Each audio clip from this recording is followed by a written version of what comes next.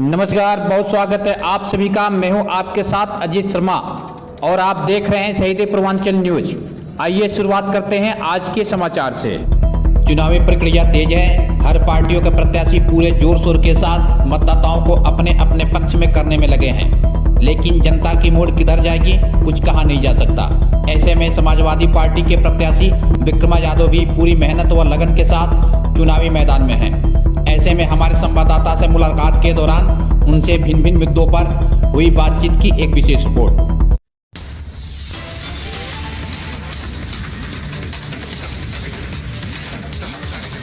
लड़ाई है कहीं न कहीं बीजेपी के जो मोदी जी कहते हैं कि भाजपा यूपी के लिए जरूरी है, ऐसा क्यों कहते हैं? भाजपा यूपी के लिए जरूरी मोदी जी के लिए हो सकता है, लेकिन उत्तर प्रदेश के लिए और यहाँ के किसान, नौजवान, व्यापारी के लिए भाजपा को यहाँ से खदेड़ना जरूरी है। सर, कल ही जो अजय मिश्रा टैनी के पुत्र हैं जमानत पर बाहर आ चुके हैं। उनका आरोप था उन्होंने किसानों के ऊपर गाड़ी चढ़ाई थी, तो किसान जो नाराज थे, 1 साल आंदोलन चला, पश्चिम में चुनाव हुआ, तो उनके बाहर आने का तो चुनाव के कारण बाहर आए हैं या बीजेपी के लिए कहा है बाहर?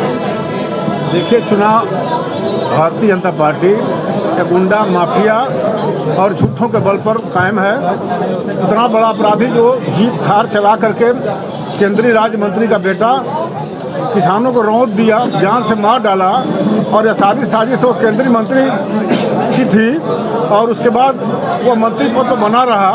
पूरे क्षेत्र की जनता, पूरे देश की जनता मांग करती रही कि यह प्रजातंत्र है, प्रजातंत्र को कुचलने वाला व्यक्ति को कुर्सी पर बैठने का कोई अधिकार नहीं है। लेकिन यह बेईमान भाजपा की सरकार, भाजपा के या जो उनके प्राधिकारी हैं, जो उसके उच्च अधिकारी हैं, अब तक उस इतने बड़े आतंकी और इतने बड़े गुंडा और इतने बड़े माफिया और इतने बड़े देशद्रोही को उस मंत्री पद से हटाया तक नहीं, और उसके बेटे को छोटी मोटी धाराओं में लगा करके और वह साजिश के तहत अपना नाजायज सरकार का दबाव बना करके और उसको फिर बाहर कर दिया है चुनाव पर नाजायज दबाव बनाने के लिए। यह गुंडा माफिया बाहर रहेगा तो और जनता पर नाजायज दबाव बनाएगा और दबाव बना करके समाजवादी पार्टी के वोट को और हरास करेगा और भाजपा के गुंडों का मनोबल बढ़ा करके भाजपा गुंडाई के बल पर भाजपा को वोट दिलवाने का काम करेगा। इसी सोच से उसकी जमानत कराई गई है। पटरौना की जनता से क्या अपील करना चाहेंगे? पटरौना की जनता से ये अपील करना चाहते हैं कि यहाँ के किसान त्रस्त हैं, महंगाई चरम सीमा पर है, किसान एकदम बेहाल हैं, उनके उत्पाद का उचित मूल्य नहीं मिल रहा है, उनके उपयोग की सारी चीज़ें बहुत दूना से तिगुना महंगा हो गया है। तो किसानों के हित में किसानों के बेटियों की शादी नहीं हो पा रही है, बाप बुजुर्ग की दवाई नहीं हो पा रही है, बेटे की पढ़ाई नहीं हो पा रही है। ऐसी स्थिति में किसानों के हित में भाजपा सरकार का कोई यहाँ से खदेड़ा करना जरूरी है। नौजवान हमारे सब बेरोजगार हैं, 5 साल के अंदर कोई रोजगार नहीं मिला, और जो बाप बापों ने बच्चे को पढ़ा कर खेत बाड़ी अपना पेट काट करके पढ़ाया है, उम्मीद थी कि लड़का हमारा कोई मौका पाएगा, अवसर पाएगा तो परिवार की परवरिश करेगा।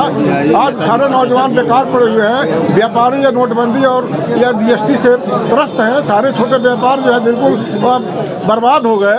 ऐसी स्थिति में प्रदेश माननीय विक्रमा यादव जी को ही सुन के जाएंगे, जो कि आज के वो मेहमान हैं। एमएलसी साहब उनको सुनना है, उनको सुनना है, इसलिए चाहेंगे कोई साथी जाने।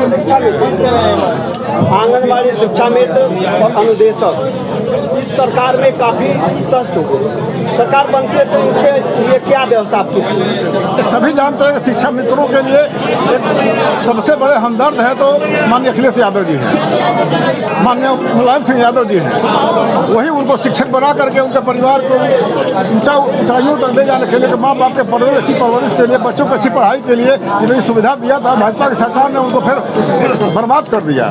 तो ऐसी स्थिति में वो मैनिफेस्टो में भी है, और जितना बेरोजगारों को, इतने कमज़ोर वर्ग के, दलित कमज़ोर वर्ग, पिछड़े वर्ग दबे कुचले हैं, जो पीड़ित हैं इस भाजपा की सरकार से, सबके हित की प्राथमिकता है। माननीय अखिलेश यादव को हर वर्ग को सम्मान देगा, हर वर्ग के काम देगा, सबको रोजगार देंगे और सबके जीवन में खुशहाली लाएंगे।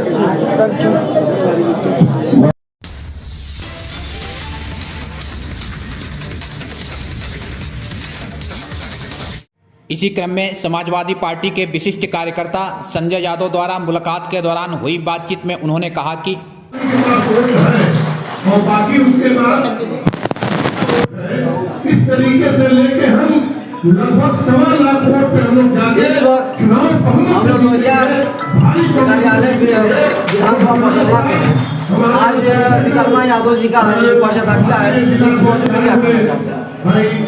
देखिए, मैं सबसे पहले तो समाजवादी पार्टी के राष्ट्रीय अध्यक्ष आदरणीय अखिलेश यादव जी को मैं बधाई देना चाहता हूं कि उन्होंने अपना जो प्रत्याशी समाजवादी पार्टी के आदरणीय विकर्मा यादव 101% यहाँ से जिताऊ प्रत्याशी दिए हैं। इसके लिए मैं उनको स्वागत करता हूं। और इस समय परिवर्तन की लहर चल रही है और वह चीज़ आज जब आदरणीय विकर्मा यादव जी ने अपना पर्चा दाखिला किया है तो देखने को मिला है कि पूरे गांव, गली, मोहल्ले और कोई ऐसा क्षेत्र नहीं है पूरे विधानसभा का पडरौना का कि जहां का हर व्यक्ति, हर नौजवान बेरोजगार रोड पर न आया हो और समाजवादी पार्टी का समर्थन न किया हो। इसके लिए मैं अपने राष्ट्रीय अध्यक्ष आदरणीय श्री अखिलेश यादव जी को बहुत बहुत बधाई देता हूं। यानी 2022 में यानी आप परिवर्तन चाहते हैं? जी जी जी। यानी परिवर्तन यानी अखिलेश को चाहते हैं? जी जी जी। अखिलेश के ऊपर निर्भर है।